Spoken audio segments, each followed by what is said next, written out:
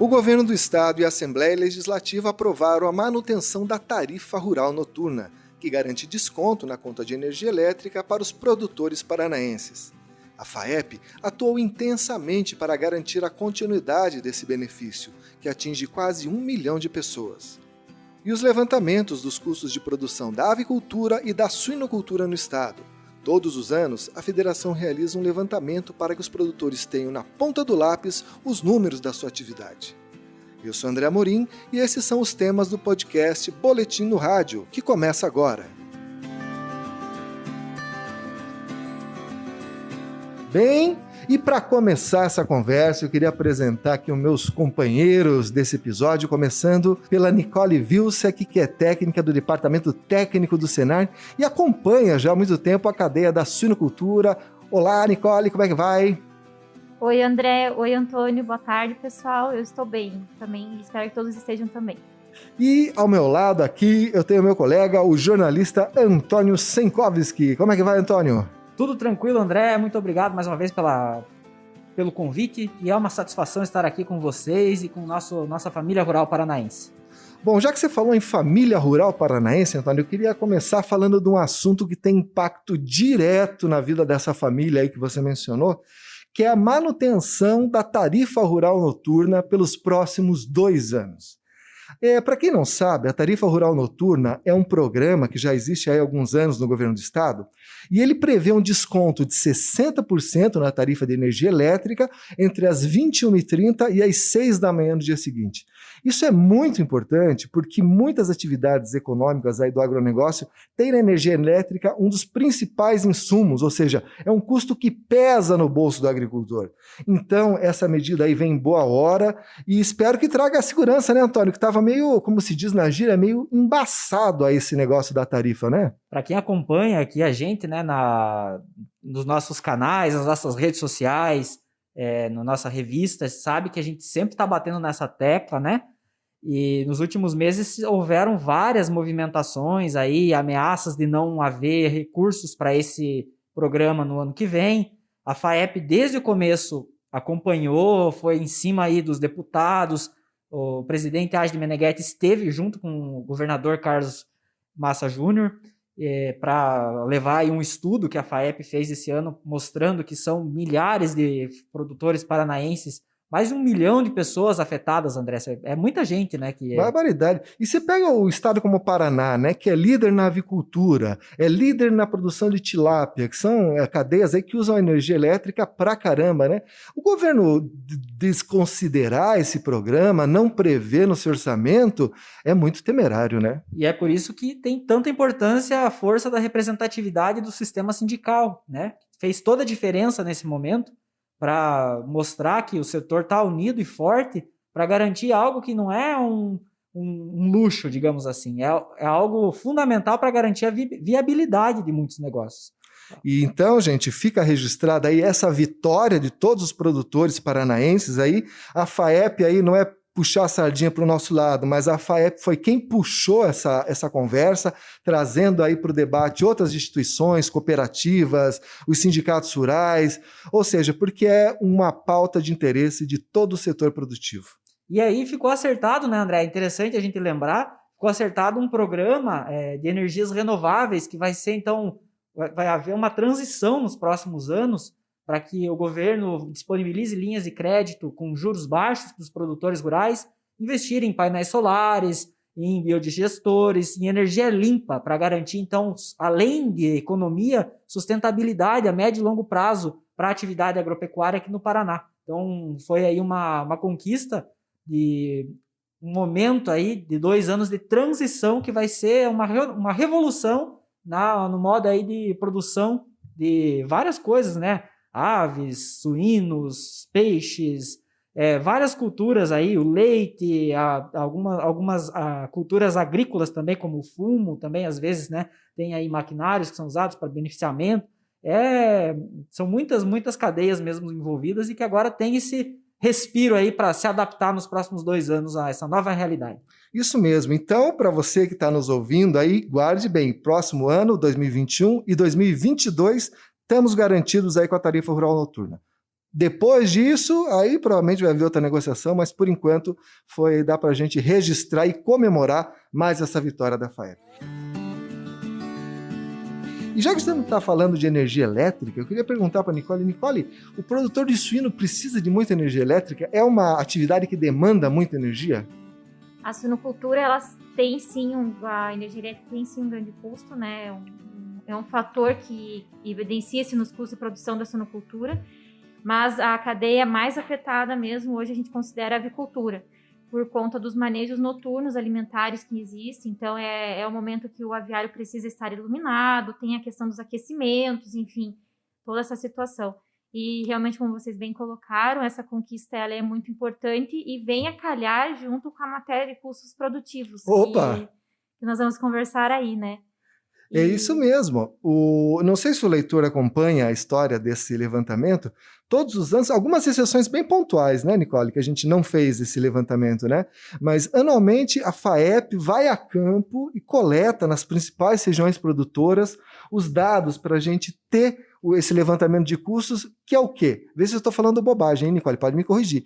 O que é esse levantamento de custos? É saber quanto custa cada coisa, quanto que o produtor gasta em mão de obra, quanto que ele gasta de transporte, de energia, de manutenção, quanto que ele gasta com a aquisição dos animais, ou seja, é para o cara ter na ponta do lápis a sua própria atividade e assim poder se planejar, né?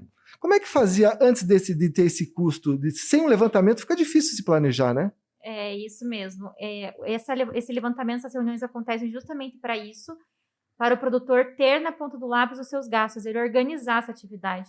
Muitas vezes o produtor conhece onde ele está gastando, o que tem maior efeito, o que não tem, mas pouco é mensurado. Então, é uma forma educativa da gente fazer isso e orientar o produtor e também fazer um levantamento regional. A partir do momento que a gente consegue ter esses custos, diferente de outras cadeias que já têm conselho, já tem alguns programas que têm essa limitação de valores estipulados e referenciados, a suinocultura e a avicultura não tem. Por isso, a FAEP faz essa situação para poder ajudar o produtor a ter esses custos disponíveis. E na prática, como é que é feito isso? São feitas reuniões? Como é que é? A gente realiza reuniões, sempre foram presenciais. Esse ano atípico, não só para isso, mas para tantas outras situações. As reuniões foram realizadas de forma remota, né? Então a gente manteve os mesmos painéis, os locais. E como são definidos esses locais? Justamente como você falou, nas regiões que têm maior expressividade da atividade. Então, nos polos produtivos de suinocultura e de avicultura do estado do Paraná. Reúne-se produtores dessas regiões, né, e faz-se o levantamento, onde todos eles apresentam o que eles têm gasto, então eles levam esses dados já anotados e a gente faz uma moda, o que reflete no custo de produção regional. E o que você poderia destacar, Nicole, esse ano aí na cadeia da suinocultura? O que surpreendeu aí você, a equipe que é responsável por compilar esses dados? Não só a suinocultura, mas toda a agropecuária, no todo de 2020, nos surpreendeu com valores nunca antes praticados. Então, a gente está vivendo momentos na contramão do que se esperava numa crise de pandemia, onde todo mundo está passando por dificuldades econômicas. A agropecuária, mais uma vez, vem sustentando o país, vem sustentando o Estado, e agora com valores nunca praticados, né? Valores bem altos. Isso refletiu muito na questão da suinocultura, pelo preço que está hoje, o suíno está sendo pago no mercado. Então, são preços que tornam-se 3 a 5 vezes maiores dos últimos 2, 3 anos. E também a situação que não só a proteína animal subiu, mas os insumos subiram muito, né? Por conta das exportações, do alto valor do dólar. Então, milho e soja hoje também têm valores praticados nunca antes vistos, o que traz o aumento do custo da produção. Então, o cenário da suinocultura hoje nos mostra que o que está pesando mais na mão do produtor é realmente a questão da alimentação, visto que soja e milho compõem de 70% a 80%, né, a ração, então é um peso que está diretamente refletido, mas que os bons preços praticados pelo quilo do suíno ainda têm sustentado, principalmente na modalidade de produtor independente no ciclo completo, onde ele negocia esses insumos e ele vende o produto no mercado. A situação dos integrados ainda não está tão positiva, a gente ainda tem déficits de produção, porque quem arca com a conta dos insumos altos é a integradora, então ainda o preço alto do suíno não está sendo repassado para o integrado. Mas também o integrado não tem essa responsabilidade com a compra de grãos. E como é que você acha que fica agora para frente, Nicole? Que eu falei com alguns produtores independentes e eles falam assim, não é que tá caro o milho. Não tem milho, a gente não acha milho, mesmo que a gente queira pagar mais caro, não estamos encontrando, tá difícil. É muita choradeira ou tem muita coisa de verdade nisso? Não é só choradeira. A gente costuma brincar que o suinocultor chora bastante, mas é verdade, sim. A gente está encontrando um déficit no mercado justamente porque produtores de grãos estão deixando para exportar, estão muitas vezes guardando lavouras, guardando o que tem para esperar esse preço continuar subindo e muitas vezes o grão está saindo para exportação, não está ficando em mercado doméstico. Então, realmente, a escassez do grão do milho e da soja está presente, e até porque também a gente compete com a alimentação humana, então tem essa outra recorrência. E também a orientação e o que está sendo feito é buscar alimentos alternativos, né? Então, buscar outros grãos, buscar algum outro tipo que possa subsidiar essa alimentação. E eu poderia destacar que a suinocultura paranaense tem alguma vocação? A gente é bom em produzir algum tipo de corte, ou algum tipo de raça, ou algum tipo de produto em especial? A suinocultura, André, ela não tem uma especificação de cortes, né? Então, a gente trabalha muito com carcaças. Existe uma delimitação, um programa de controle para exportações, que tem um peso definido, enfim. Mas há muito tempo também a suinocultura não trabalha mais com raças puras, a gente trabalha com linhagens. Essas linhagens, elas são o cruzamento em percentuais genéticos para constituir o que se pede no mercado. Atualmente, o que se buscava sempre era muito mais o suíno magro, então se trouxe essas linhagens que depositam menos gordura e produzem menos gordura. E hoje está sendo buscado outras linhagens, trazendo novamente a raça Duroc, por exemplo, com maior ênfase nessas linhagens, para se buscar um marmoreio, buscar uma cobertura de gordura um pouco maior, para melhorar o sabor dessa carne, que a gente sabe que o que dá sabor à carne é a gordura, né? Uhum. Mas a gente não tem uma especificação de corte ou de peso de carcaça. É justamente o peso que se abate, em torno de 100 a 120 quilos. E assim, a gente viu que a China teve um problema grave de sanidade animal, perdeu os plantéis de suínos, e isso acabou se tornando uma oportunidade muito grande para o produtor paranaense, né? Você acredita que isso vai se manter no curto prazo, ou eles já estão organizando os rebanhos deles, já estão dando um jeito de resolver aí essa questão da peste suína? Então, a peste suína africana, né, há 2 anos atrás, trouxe grande desastre na produção do rebanho chinês, visto que a China é o maior consumidor de carne suína e também o maior produtor até então. Então, com certeza, essa alta que traz para o mercado por conta de grandes exportações para o mercado chinês, faltando a carne no mercado doméstico. Mas a gente sabe também que a China tem uma tecnologia muito avançada e que eles já estão se reestruturando para melhorar. O que eu tenho assim, de conjuntura e de prognóstico é que a doença ela não vai sair do país tão facilmente, visto que é um vírus, é difícil o seu controle, mas a China está se organizando em rebanhos produtivos comerciais, o que não era tão comum lá. Ela está apresentando uma grande evolução nisso, no controle, biosseguridade, construções de rebanhos altamente produtivos, não tão de subsistência como se apresentava. Então, a gente tem um prognóstico, assim, tem uma projeção de que pelo menos uns 5 anos a suinocultura brasileira apresente essa situação favorável. Uhum. Até o prazo para essa organização, restabelecer rebanho e repopulação do rebanho chinês.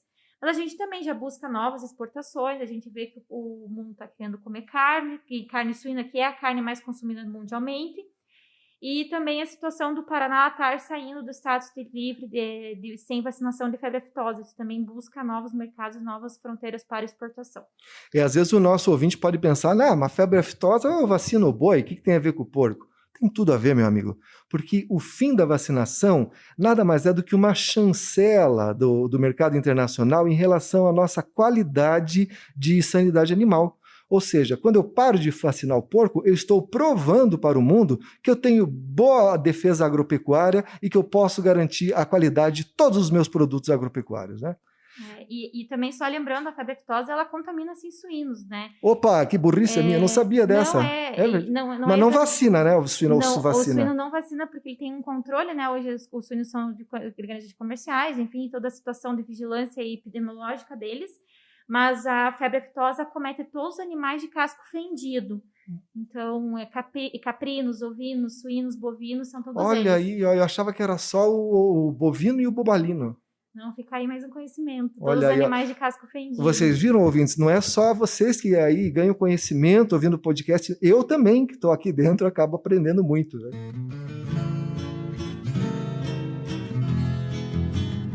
Bom, eu queria conversar com o Antônio. Você que acompanhou a cadeia da avicultura, Antônio, que acompanha esse levantamento de custos. O que você notou esse ano? A avicultura é sempre uma cadeia de grande interesse para a gente aqui no Paraná, né? É o maior VBP da produção agropecuária aqui do Paraná vem das aves, né? O Paraná é o maior produtor de aves do Brasil, então é muito frango que sai daqui, André. E nós podemos destacar aí que, diferentemente da suinocultura, que teve assim resultados muito positivos, expressivos, né?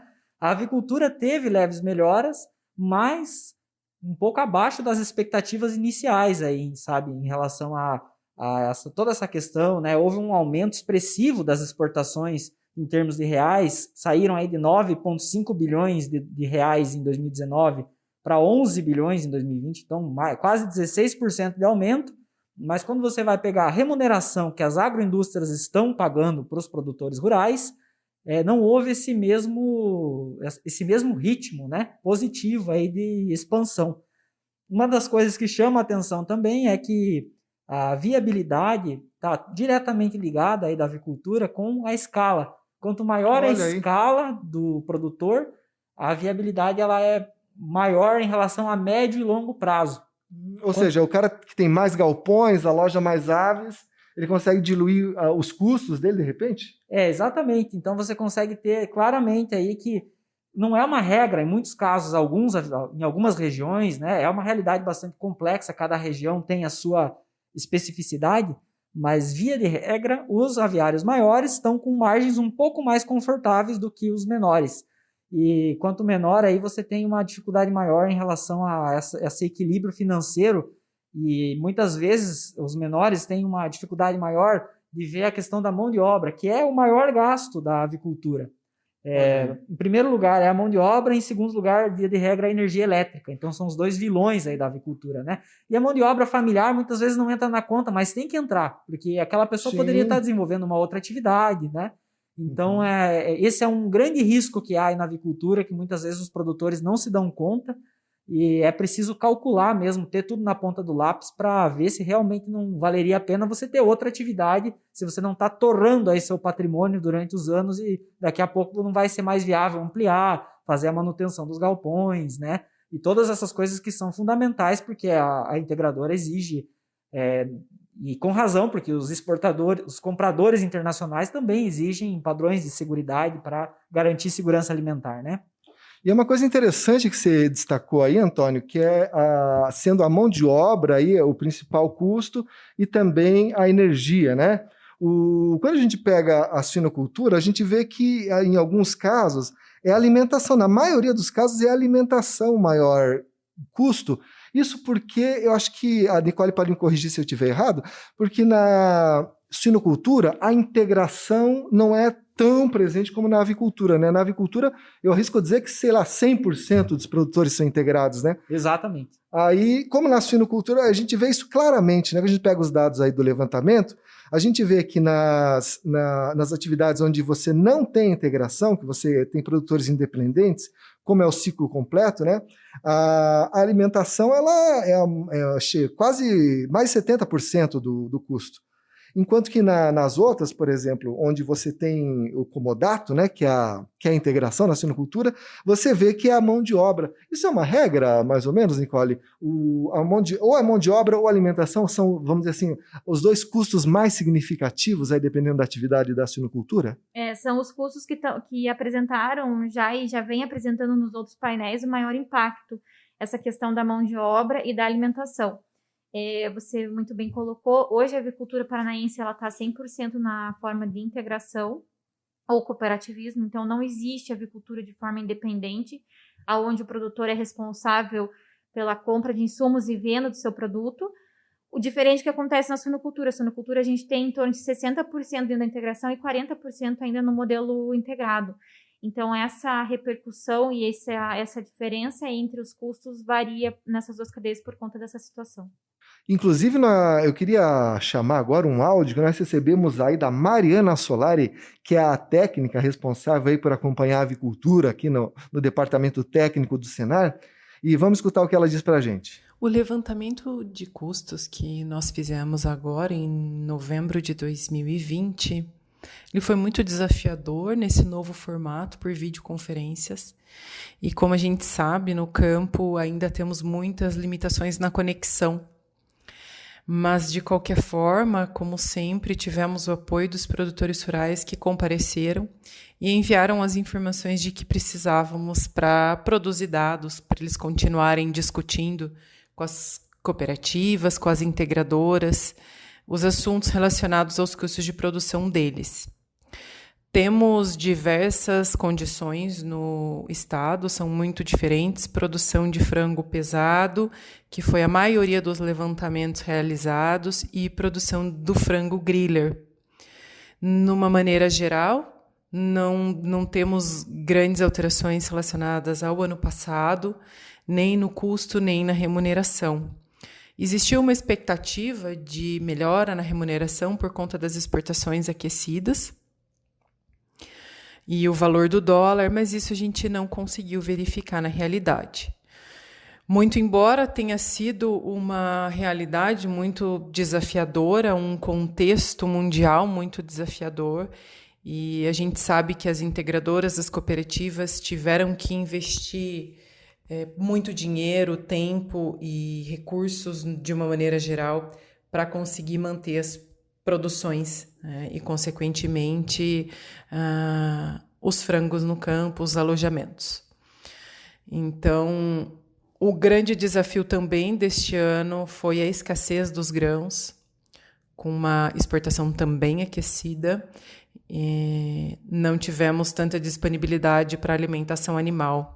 Essas adaptações nas formulações das rações impactou em qualidade em vários lugares a campo, porque tanto os premix quanto a ração, né, os grãos, eles tiveram que ser adaptados. Então, foi um ano desafiador para o produtor rural, mais uma vez, e eu acho que não dá para a gente pensar que 2021 vai ser muito melhor ou coisa assim. A gente espera que continuem aquecidas as exportações, as vendas no mercado interno, porque algumas adaptações internamente favoreceram a continuidade no consumo. E eu acho que não dá para esperar um ano super maravilhoso, mas se a gente continuar, manter a produção conforme foi esse ano, talvez seja uma meta realista. Interessante, Antônio. Como que você avalia aí a participação da Mari? Justamente essa questão que nós estávamos falando aí, né, que até o Giroto também, que é o responsável pela metodologia e fazer a sistematização dos dados, nos falou, né, que eles foram a campo com uma expectativa de que o resultado seria muito mais positivo para os produtores, que haveria um repasse. Então, a princípio, os repasses, houve aumentos, né, em relação aí a 2019 para 2020, né, de alguns centavos aí na cabeça do frango para o produtor, mas eles foram menores do que esse ganho todo que se esperava que ia ocorrer. E voltamos, então, àquela questão da integração, né? Que a integração tem um lado muito positivo, que quando a indústria está levando prejuízo, né, a atividade aí ainda continua se mantendo, né, e tudo mais. Aí, quando a atividade tem lucro, então aí a empresa vai tirar talvez um pouco daquele momento ruim ali, né? E é uma vantagem que tem também, assim, digamos assim, o ônus e o bônus, né? O produtor independente ali de suíno também levou prejuízo durante muito tempo, né, Nicole? E agora, então, está recuperando aí essa fase ruim que houve há algum tempo atrás, né? Exatamente. A suinocultura, principalmente no perfil independente, agora que vem recuperando os prejuízos que eles passaram. A suinocultura, até o ano 2018, passou uma das piores crises já apresentadas. Então, foram em torno de 3 anos aí de queda nos preços. Então, realmente, agora é um momento que o produtor está conseguindo respirar colocar seus compromissos financeiros em dia e até, muitas vezes, melhorar a situação de manutenção e essas condições de depreciação que a granja estava muito estabelecida. Perfeito, gente. E eu queria lembrar vocês que estão ouvindo esse podcast que no nosso site, o www.sistemafaep.org.br, você encontra as tabelas completas aí desse levantamento de custos. Que às vezes a gente vai falar de um caso específico, mesmo na revista Boletim Informativo você vai encontrar algumas tabelas, mas não é o trabalho completo. Esse trabalho completo vale muito a pena ser visto, então ele está lá na parte de serviços do nosso site. Então acesse lá e pode baixar todo aí esse material que vai te ajudar com certeza. Falar em ajudar, queria perguntar para a Nicole. Nicole, você acha que esse tipo de trabalho da FAEP acaba ajudando lá na ponta da negociação, quando o camarada vai lidar com a agroindústria, vai negociar a margem, quanto que vai pagar por quilo? Isso acaba sendo uma arma na mão do produtor integrado? É uma arma e é uma ferramenta, né, André? Como o Antônio bem colocou, hoje a integração, o sistema de integração, ele tem essa responsabilidade de manter a atividade de forma rentável e sustentável. Então, ela sustenta o produtor na época de crise, mantendo aquele valor acordado em pagamento, e também não repassa todo o valor que tem de aumento na época das vacas gordas. Mas também o produtor não divide esses prejuízos nas épocas ruins. Então, é essa segurança, essa sustentabilidade que o programa de integração traz. Lógico que a gente sempre preconiza que isso aí tem que ser sustentável, tem que ter rentabilidade para o produtor. É como também o Antônio falou, muitas vezes a família está deixando de trabalhar fora para ter o seu salário dentro do barracão, dentro da granja. Então, o que ele recebe por lote tem que sustentar a família dele, tem que sustentar essa depreciação e tem que dar esse retorno dessa atratividade da atividade para eles. E, com certeza, esses levantamentos de custo de produção servem como uma ferramenta no momento de negociação. Uma vez que a gente tem isso muito bem estruturado, uma metodologia muito plausível, que já foi acordado com essas integradoras, com essas cooperativas, antes de sair rodada a campo. Então, isso houve um consenso, houve uma limitação do que a gente poderia trabalhar ou não. Então, isso é de conhecimento da integração e, por isso, ela é uma ferramenta muito importante no momento da negociação, uma vez que traz a realidade de forma fiel e fidedigna para o produtor poder negociar com a integração.